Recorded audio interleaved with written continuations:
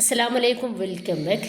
അപ്പോൾ ഇന്നത്തേത് ഒരു കപ്പ് ഗോതമ്പ് പൊടിയും 2 ഉരുളക്കിഴങ്ങും നമ്മുടെ കയ്യിലുണ്ടെങ്കിൽ നമുക്ക് നല്ല ടേസ്റ്റി ആയിട്ടും വെറൈറ്റി ആയിട്ടും ചെയ്തെടുക്കാൻ വേണ്ടിയിട്ട് പറ്റിയ ഒരു അടിപൊളി റെസിപ്പി ആയിട്ടാണ് വന്നിട്ടുള്ളത്.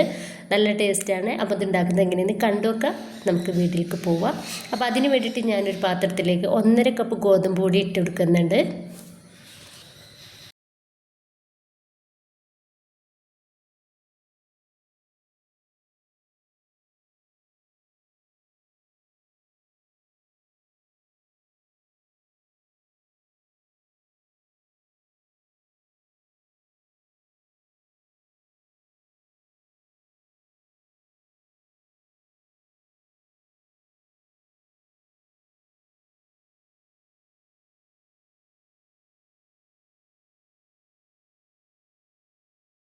ഇനിയിപ്പോൾ 2 ചെറിയ ഉരുളക്കിഴങ്ങ് എടുത്തിട്ട് അതുപോലെ ഒന്ന് ഗ്രേറ്റ് ചെയ്തിട്ട് വെള്ളത്തിലിട്ടിട്ട് നന്നായിട്ട് കഴുകിയിട്ട് വെള്ളമൊക്കെ ഒഴിവാക്കി എടുത്തിട്ടുള്ളതാണ്.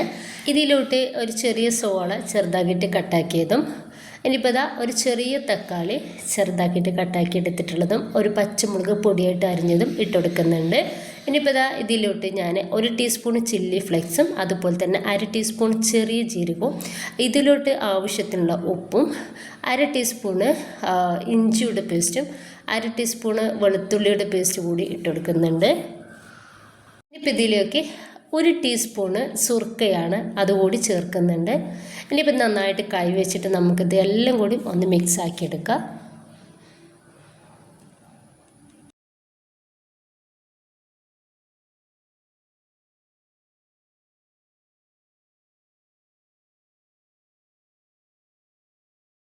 ഇനിയിപ്പോൾ ഇത് നന്നായിട്ട് തന്നെ ഒന്ന് മിക്സ് ചെയ്തെടുത്തിട്ടുണ്ട്.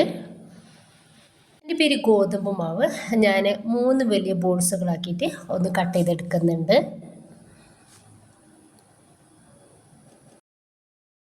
ഇനിയിപ്പോൾ കണ്ണു ടോപ്പിലോട്ട് കുറച്ച് ഗോതമ്പ് പൊടി ഒന്ന് തൂക്കി കൊടുത്തിട്ടുണ്ട്.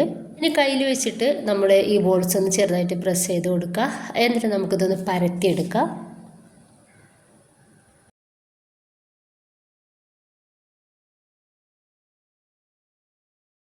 ഇപ്പോൾ ഇതൊന്ന് പരത്തിയെടുത്തിട്ടുണ്ട്. ഈ ഒരു തിക്നെസ്സിലാണ് നമുക്കിത് വേണ്ടത്. വല്ലാണ്ട് കട്ടില്ലാത്ത രീതിയിൽ പരത്തിയെടുക്കേണ്ട, ചെറിയൊരു കട്ടി ഉണ്ടായിക്കോട്ടെ. ഇപ്പോൾ മുഴുവനായിട്ട് തന്നെ ഞാനൊന്ന് പരത്തിയെടുത്തിട്ടുണ്ട്. ഇപ്പോൾ ഇതിൽ നിന്നും ഒരു ചപ്പാത്തി എടുത്തിട്ട് കണ്ണു ടോപ്പിലേക്ക് ഇട്ട് കൊടുത്തിട്ടുണ്ട്. അതിൻ്റെ മേലോട്ടായിട്ട് കുറച്ച് ഉള്ളതുപോലൊന്ന് വിതറി കൊടുക്കുന്നുണ്ട്. ഇനി നമ്മൾ റെഡിയാക്കി വെച്ചിട്ടുള്ള ഒരു ഉരുളക്കിഴങ്ങിൻ്റെ ഒക്കെ ഒരു ഫില്ലിങ്ങില്ലേ, അത് ഇതിൻ്റെ മേലേക്കായിട്ട് ഇട്ട് കൊടുക്കാം. കൈ വെച്ചിട്ട് തന്നെ നമ്മൾ ഇട്ട് കൊടുക്കുക. കട്ടിയില്ലാത്ത രീതിയിൽ, അവിടെ ഇവിടെയും പൊങ്ങി നിൽക്കാത്ത രീതിയിൽ നന്നായിട്ട് ഫ്ലാറ്റായിട്ട് വേണം ഇട്ട് കൊടുക്കാൻ വേണ്ടിയിട്ട്.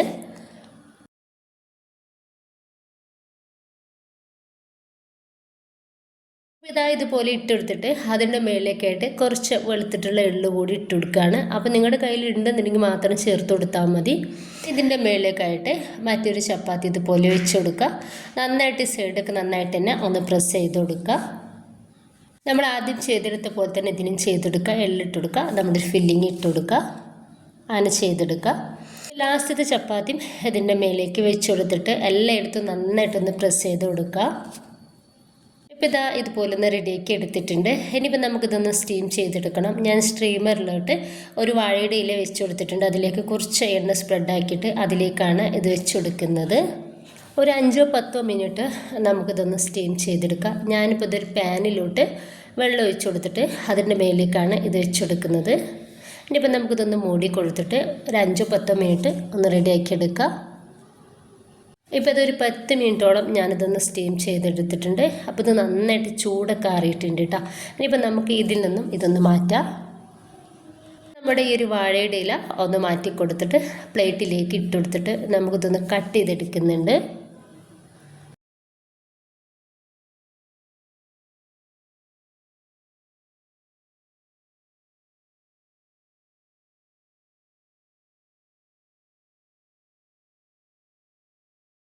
ഈ രീതിയിൽ ഞാനൊന്ന് കട്ട് ചെയ്തെടുത്തിട്ടുണ്ട്.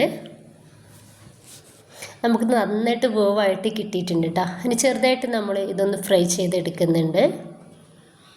അതിന് വേണ്ടിയിട്ട് ഞാനൊരു ബൗളിലോട്ട് ഒരു 1/2 കപ്പ് മൈദ ഇട്ടെടുത്തിട്ടുണ്ട്. ഇതിലേക്ക് ആവശ്യത്തിലുള്ള ഉപ്പ് ഇട്ട് കൊടുക്കുക.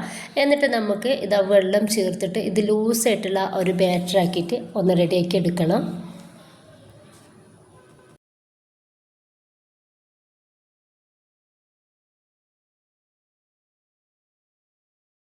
ഇതിലോട്ട് ഇനി കുറച്ച് കറിവേപ്പിൻ്റെ ഇല ചെറുതാക്കിയിട്ട് കട്ടാക്കി എടുത്തിട്ടുള്ളതാണ്, അതുകൂടി ഇട്ടെടുത്തിട്ട് ഒന്ന് മിക്സാക്കി എടുക്കാം.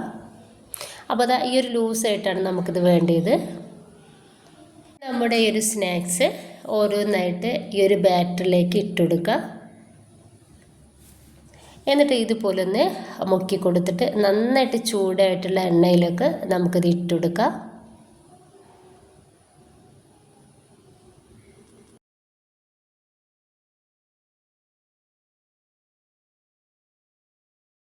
ഹൈ ഫ്ലെയിമിലും മീഡിയം ഫ്ലെയിമിൽ തന്നെ ഇടുക. നമ്മൾ ഹൈ ഫ്ലെയിമിലാണ് ഇടുന്നുണ്ടെങ്കിൽ അനം ചെയ്തെടുക്കാവുന്നതാണ്. നമുക്കത് വേവാനൊന്നുമില്ല, ജസ്റ്റ് നമുക്കിതൊന്ന് ഫ്രൈ ആയിട്ട് കിട്ടിയാൽ മതി. അപ്പോൾ അതുകൊണ്ടിട്ട് മീഡിയം ഫ്ലെയിമിലോട്ടും ഹൈ ഫ്ലെയിമിലോട്ടും ഇട്ടിട്ട് നമുക്കിതൊന്ന് ഫ്രൈ ചെയ്തെടുക്കുക.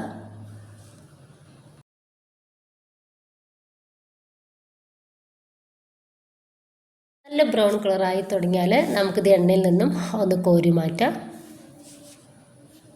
അടിപൊളി ടേസ്റ്റിനാണ് നമ്മുടെ ഒരു സ്നാക്സ് ഉണ്ടാക്കിയെടുക്കുന്നത്. അത് ഉണ്ടാക്കി കഴിച്ച് നോക്കിയാൽ മാത്രമേ നിങ്ങൾക്ക് ഇതിൻ്റെ ടേസ്റ്റ് അറിയുള്ളൂ.